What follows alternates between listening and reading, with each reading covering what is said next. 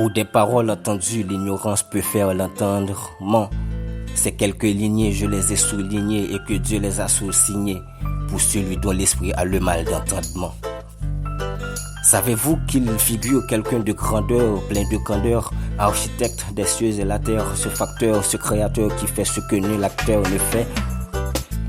De ce grand, je ne connais pas tout. Une chose est certaine, c'est qu'il est partout. Sa gloire se manifeste par tout ce qu'il a créé.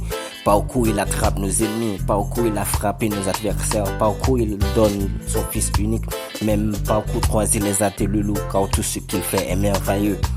Il est irréel que le réellement. Même la plus petite de la création prouve que Dieu existe réellement.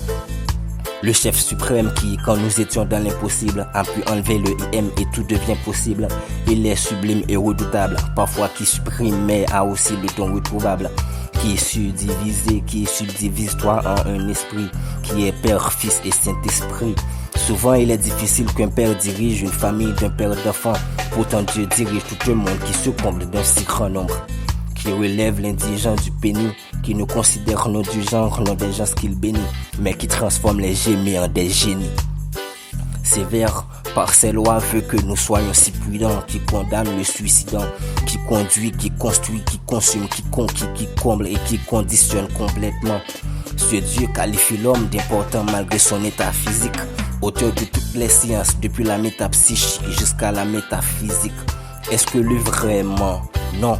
Ben, je vous conjure que ce Dieu redoutable existe vraiment. Il maudit peu, mais il bénit jusqu'à 1000 descendants et permet à son fils de descendre dans le séjour des morts éternels et saisit sa clé en y descendant.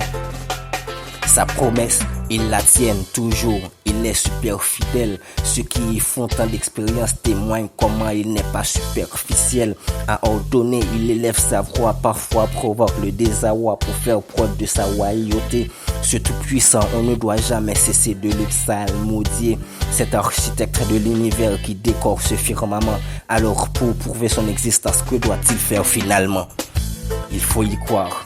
Ce Dieu qui existe d'âge en âge doit être loué davantage, car bien que ses œuvres nous suffisent, il nous a tellement aimés, il nous a donné son unique fils en sacrifice au crucifix.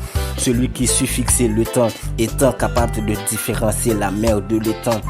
C'est notre Père, notre Sauveur, qui fait de moi ce que je suis. Ne me dites pas non, que vous ne connaissez pas son nom, il n'est autre que Jésus. Sa bonté lui fait trop bon. Pensons à notre inspiration, à notre expiation. Louons-le, offrons-lui des sacrifices propres et propices à sa propitiation. Il vous aime, il a un plan pour chacun. Pensez-vous que l'éternellement? Non, il est l'alpha et l'oméga qui vivra éternellement. Il faut y croire. Vous le savez déjà, Delzo Julio, le crayon sans gomme qui écrit tout et qui n'efface rien.